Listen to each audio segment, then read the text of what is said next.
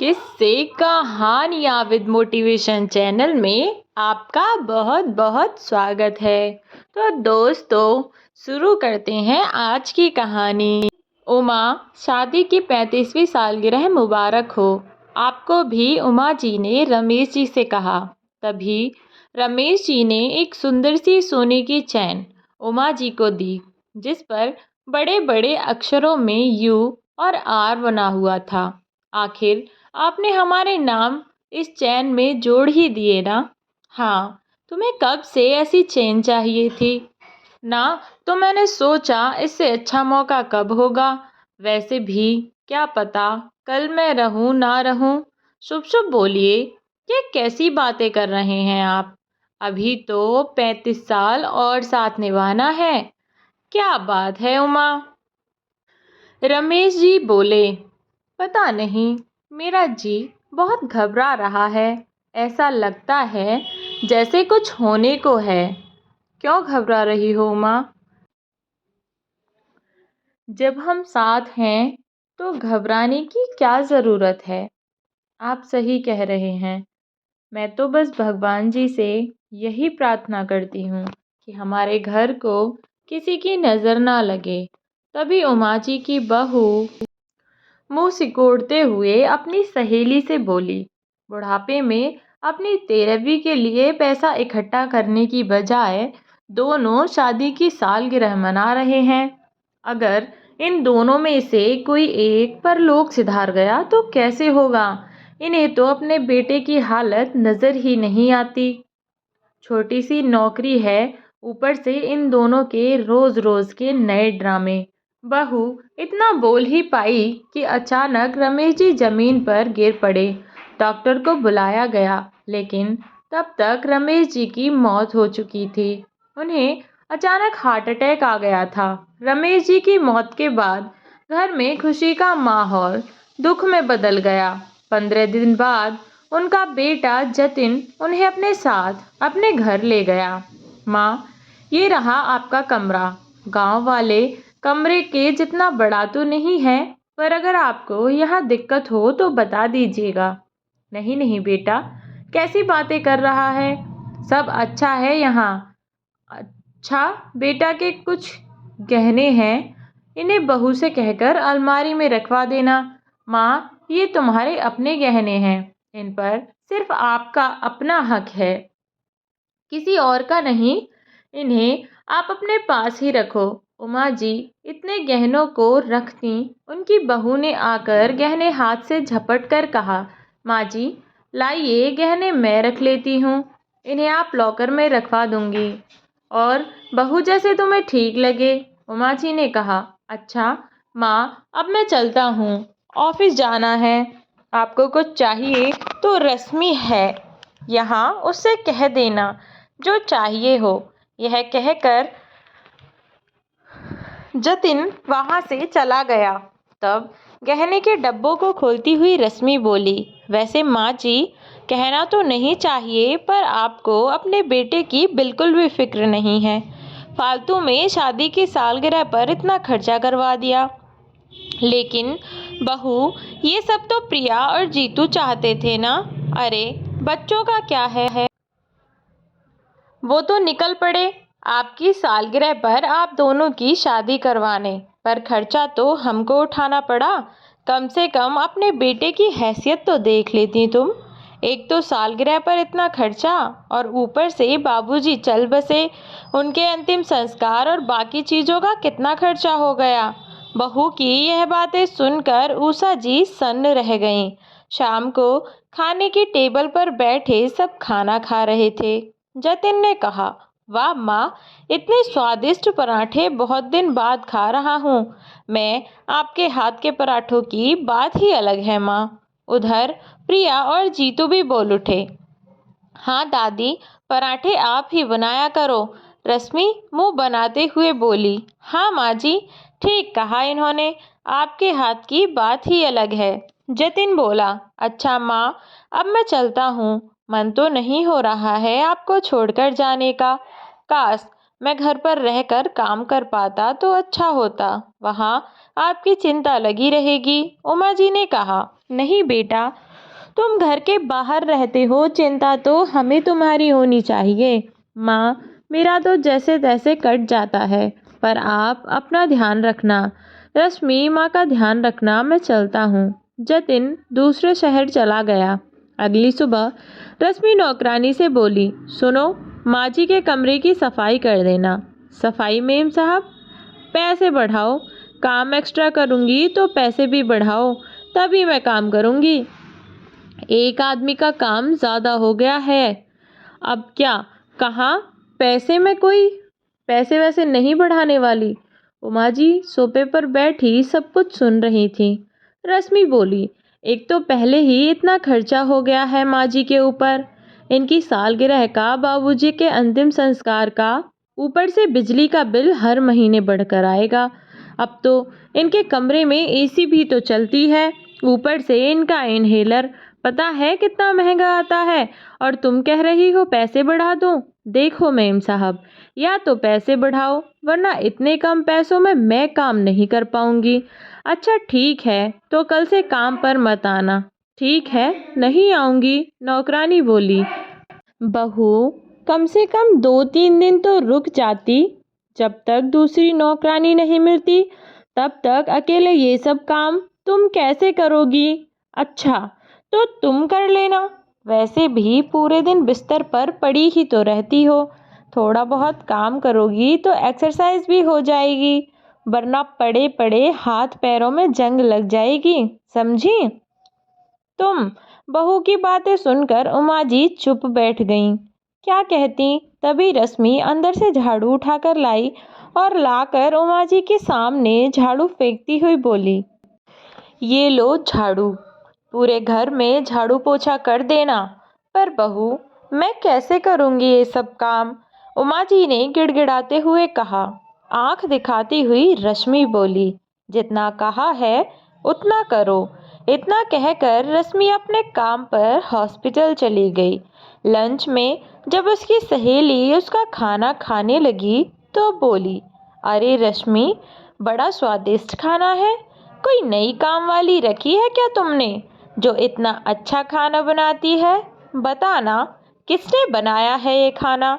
रश्मि बोली, अरे मेरी सास ने बनाया है। वाह रश्मि, सास बहू से काम करवाए ये तो देखा है, पर बहू सास से काम करवाए ये पहली बार देखने को मिल रहा है।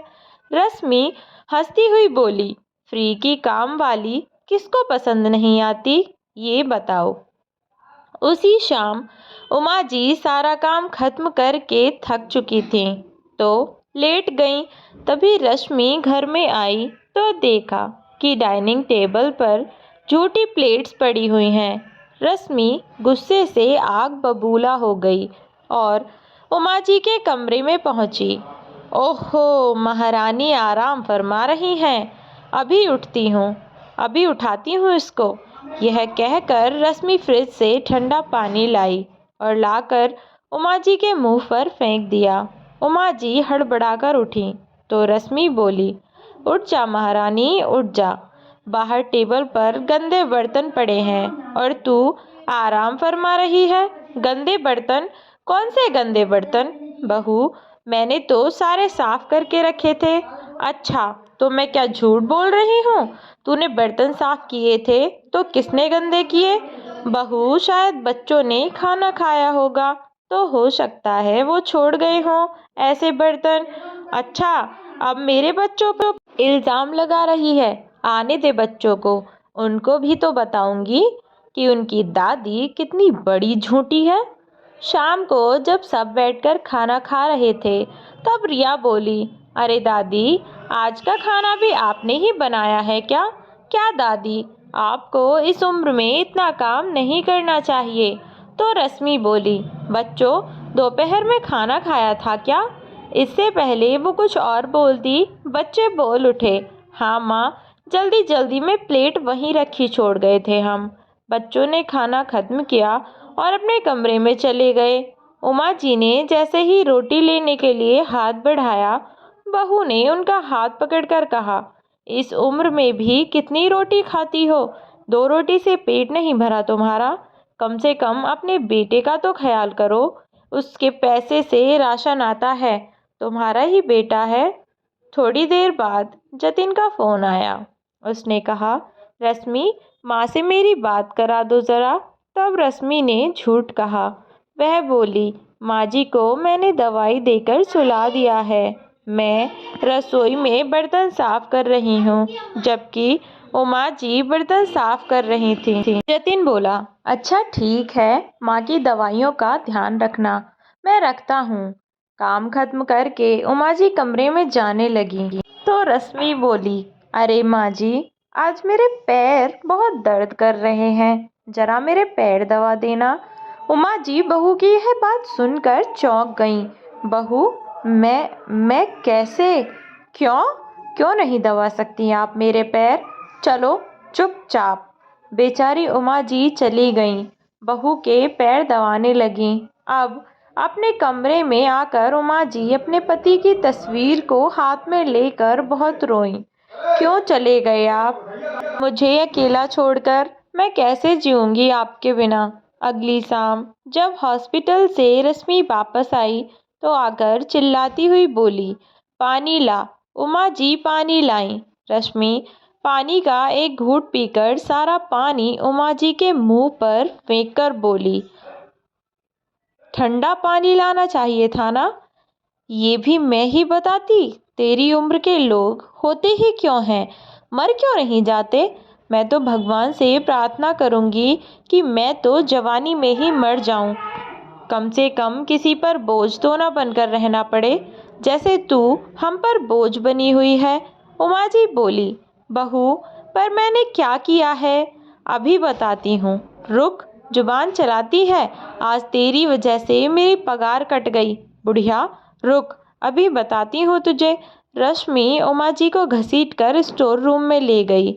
उनके हाथ पैर मुंह बांध दिए। वह चिल्लाती रही, बहू, ये क्या कर रही है? रश्मि ने कोने में रखा डंड उठाया और उमा जी को खूब पीटा और उन्हें अलमारी में बंद कर दिया और जतिन से फ़ोन करके बोली कि तुम्हारी माँ की तबीयत ठीक नहीं रहती, दिमागी संतुलन खराब हो गया है उनका, उन्हें हर जगह पापा दिखाई देते हैं। जतिन घबरा गया, बोला, मेरी माँ से बात कराओ। तो रश्मि स्टोर रूम में अंदर गई और उमा जी को आंख दिखाकर फ़ोन स्पीकर पर रखकर बोली कि करो माँ जी से बात। जतिन ने कहा, माँ कैसी हो? उमा जी आंसुओं को दबाते हुए बोली, मैं अच्छी हूँ बेटा, तुम कैसे हो? जतिन ने कहा, माँ अपनी दवाई टाइम पर खा लेना। रश्मि ने फ़ोन काट दिया और बोली, खबरदार जो अपने बेटे से कुछ कहा तो पहले ही वो दिन रात की शिफ्ट करते हैं ताकि तेरी दवाई का खर्चा उठा सकें। बुढ़िया, अच्छा होता तुझे अटैक आ जाता तो तू भी मर जाती।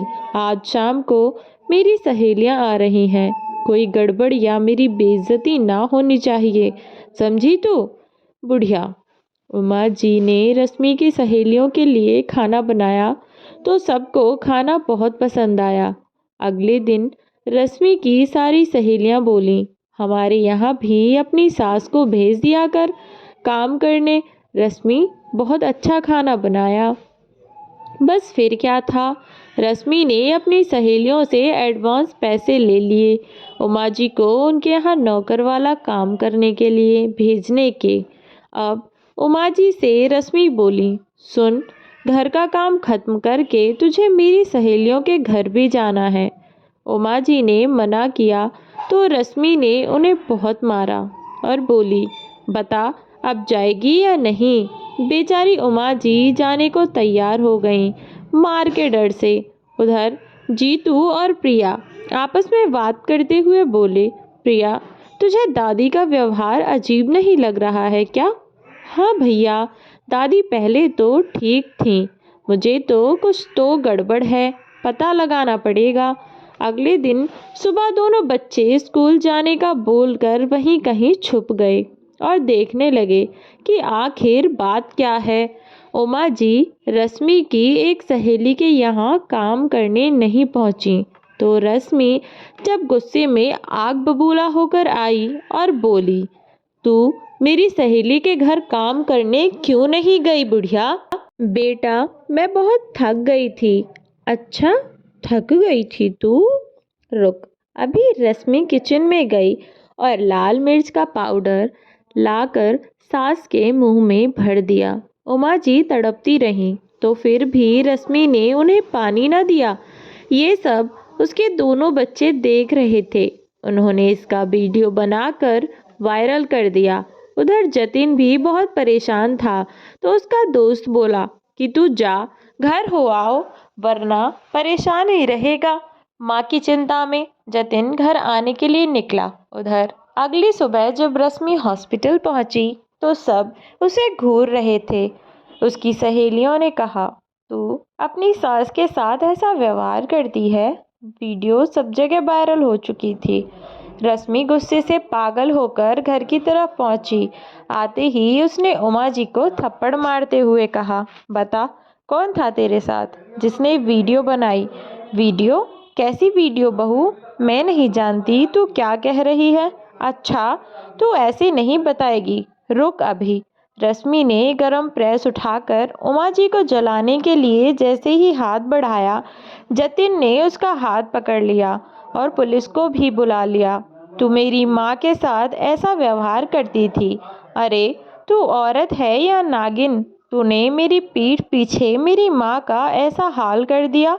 तुझे शर्म नहीं आई? इंस्पेक्टर, ले जाओ इसको मेरी नज़रों के सामने से। और इस तरह रश्मि को पुलिस ले गई। उमा जी के दुखों का शायद अब अंत हो चुका था और वह अपने बेटे और पोते पोती के साथ खुशी खुशी रहने लगी। तो दोस्तों, कैसी लगी आपको आज की कहानी? कमेंट बॉक्स में बताना ना भूलें। मिलती हूँ आपसे एक ऐसी ही नई कहानी के साथ। तब तक के लिए अपना ध्यान रखें। Bye bye.